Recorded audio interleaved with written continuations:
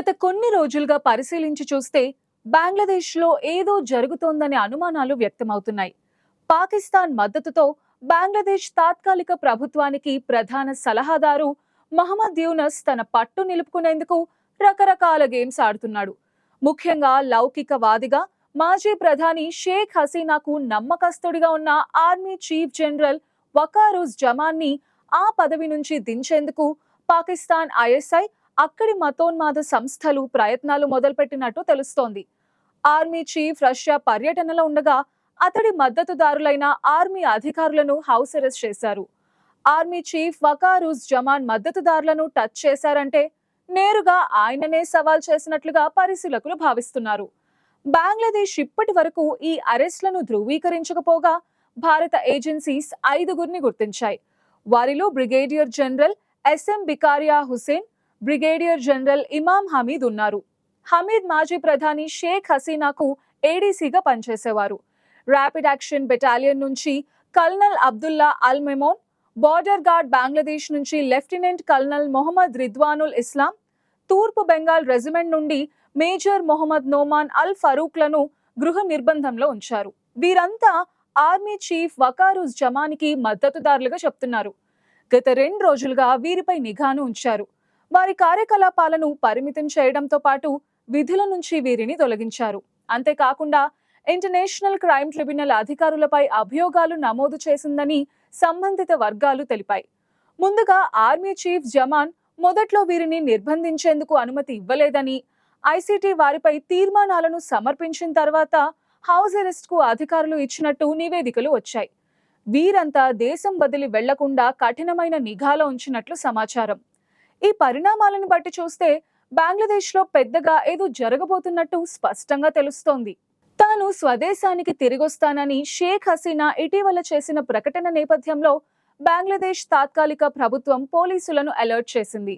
షేక్ హసీనా రాకతో Awami league party మద్దతుదారులు రాజధాని ఢాకాకు పెద్ద ఎత్తున చేరే అవకాశం ఉందని, తద్వారా అల్లర్లు జరగవచ్చని ఉత్తర్వులలో వెల్లడించింది. ప్రతి రాష్ట్రం నుంచి సుమారు 200 నుంచి 250 మంది కార్యకర్తలు ఢాకాకు చేరవచ్చని, అందువల్ల భద్రతను పటిష్టం చేయాలని ఆదేశించింది.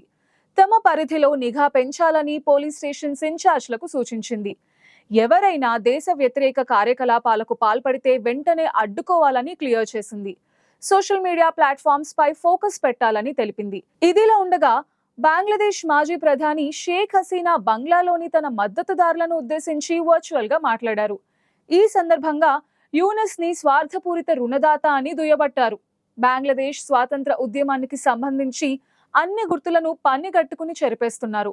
స్వాతంత్ర సమర యోధులను అవమానిస్తున్నారు. వారికి గుర్తుగా అన్ని జిల్లాల్లో నిర్మించిన భవనాలను తగలబెడుతున్నారు. ఈ చర్యలను యూనస్ సమర్థించుకుంటున్నారా? అలా అయితే మీరు నిప్పుతో చెలగాటమాడుతున్నట్టే అవుతుంది. అది ఏ నాటికైనా మిమ్మల్ని దహించి వేస్తుంది.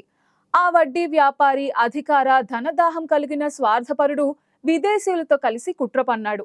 దేశాన్ని నాశనం చేయడానికి విదేశీ సంపదను ఉపయోగించాడు. అక్కడి రాజకీయ పార్టీలు అవామీ లీగ్ నాయకులపై దారుణాలకు ఒడిగడుతున్నాయని షేక్ హసీనా మండిపడ్డారు.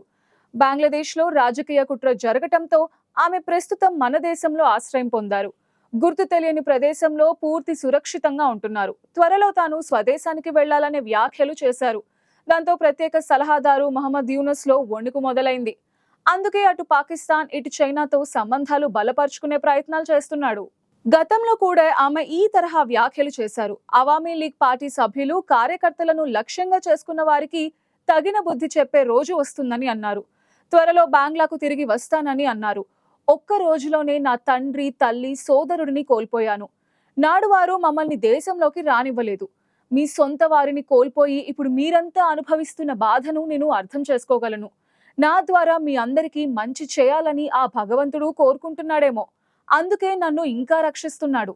నేను తిరిగి వచ్చాక అన్యాయం చేసిన వారందరికీ కఠిన శిక్ష అమలు చేస్తా అని హామీ ఇచ్చారు. ఇదిలా ఉంటే హసీనాపై అక్కడి న్యాయస్థానం మరోసారి అరెస్ట్ వారెంట్ జారీ చేసింది.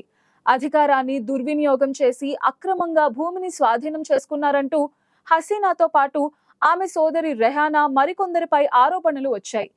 ఈ నేపథ్యంలోనే ఆమెపై అరెస్ట్ వారెంట్ జారీ అయింది. మొత్తానికి ప్రస్తుతం బంగ్లాదేశ్లో మరోసారి రాజకీయ సంక్షోభం తలెత్తే అవకాశాలు స్పష్టంగా కనిపిస్తున్నాయి. ఈసారి మహమ్మద్ యూనస్ కు వ్యతిరేకంగా తిరుగుబాటు జరిగే అవకాశాలు ఉన్నాయి. ఎందుకంటే బంగ్లాదేశ్లో షేక్ హసీనా సర్కారు పడిపోయిన తర్వాత నుంచి ఆ దేశ పరిస్థితి మరింత దిగజారుతూ వస్తోంది. మతోన్మాదం, దాడులు, హింస, అశాంతి, అంతర్గత కలహాలతో నిత్యం అక్కడి ప్రజలు నరకం చూస్తూ ఉండగా బంగ్లాదేశ్ తాత్కాలిక ప్రభుత్వాధినేత నోబెల్ శాంతి గ్రహీత మహమ్మద్ యూనస్ కు వ్యతిరేకంగా విద్యార్థులు ఆగ్రహంతో రగిలిపోతున్నారు. దీంతో మహమ్మద్ యూనస్ అక్కడి ఆర్మీ వర్గాలతో అత్యవసర సమావేశం నిర్వహించినట్టు సమాచారం. అందులో పలు అంశాలపై చర్చించుకున్నారు. ఇప్పటికే రిజర్వేషన్స్ కోటా విషయంలో బంగ్లాదేశ్ లో తీవ్ర దుమారం రేగగా 2024 ఆగస్టు నెలలో నిరసనకారులు ప్రధాని ప్యాలెస్ ని చుట్టుముట్టారు. దీంతో భయపడిపోయిన ఆ దేశ ప్రధాని షేక్ హసీనా 15 ఏళ్ల పాలనకు ముగింపు పలికి ఆగస్టు 5వ తేదీన భారతదేశానికి పారిపోయి వచ్చారు. భారత్లో ఆశ్రయం పొందిన షేక్ హసీనాను తిరిగి దేశానికి రప్పించుకునే విషయంపైనే మహమ్మద్ యూనస్ దృష్టి పెట్టారు. ఇదిలా ఉండగా చైనా పర్యటనలో భారత్పై విషం చిమ్మిన యూనస్ కి కర్రు కాల్చి వాత పెట్టింది భారత్. మహమ్మద్ యూనస్ చేసిన భారత్ ఈశాన్య రాష్ట్రాలపై వివాదాస్పద వ్యాఖ్యలు కలకలం సృష్టించాయి. బీజింగ్ లో జరిగిన ఒక కార్యక్రమంలో మహమ్మద్ యూనస్ మాట్లాడుతూ భారతదేశపు తూర్పు భాగం 7 సిస్టర్స్ అని వ్యవహరించే 7 ఈశాన్య రాష్ట్రాలకు ఎటువైపు సముద్ర తీరం లేని ల్యాండ్ లాక్డ్ ప్రాంతాలేనని అన్నారు. బంగ్లాదేశ్ మాత్రమే వారి సముద్రంతో సంబంధాలున్న దేశమని వ్యాఖ్యానించారు. ఈ ప్రాంతంలో చైనా తన ఆర్థిక కార్యకలాపాలను విస్తరించుకోవాలని పరోక్షంగా ఆహ్వానించారు. మహమ్మద్ యూనస్ చేసిన ఈ వ్యాఖ్యలను భారత విదేశాంగ మంత్రి ఎస్ జయశంకర్ తీవ్రంగా ఖండించారు. బంగాళాఖాతంలో అత్యంత పొడవైన తీర రేఖ భారత్కే ఉందని, ఈశాన్య ప్రాంతం బిమ్స్టెక్ దేశాలకు ఒక ప్రధాన అనుసంధాన కేంద్రంగా అభివృద్ధి చెందుతోందని స్పష్టం చేశారు. యూనస్ వాదనల్లో ఏమాత్రం పసలేదని కొట్టిపారేశారు. యూనస్ చేసిన ఈ కామెంట్స్ తో తీవ్ర కోపాద్రేకానికి గురైన భారత్ ఆ దేశానికి గట్టి షాక్ ఇచ్చింది. ముఖ్యంగా ఆ దేశానికి కల్పించిన కీలకమైన సరుకు రవాణా మార్పిడి సౌకర్యాన్ని తక్షణమే రద్దు చేస్తున్నట్టు ప్రకటించింది.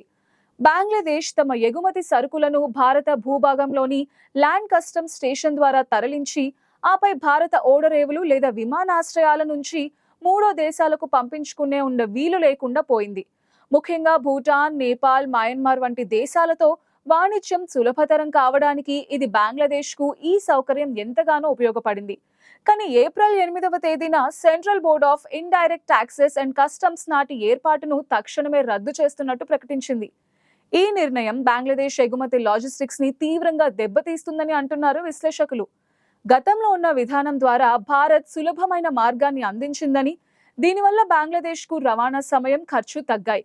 కానీ ఇప్పుడు ఈ సౌకర్యం లేకపోవడంతో బంగ్లాదేశ్ ఎగుమతిదారులు జాప్యం, అధిక ఖర్చులు, అనిశ్చితిని ఎదుర్కొనే అవకాశం ఎక్కువగా ఉండనుంది.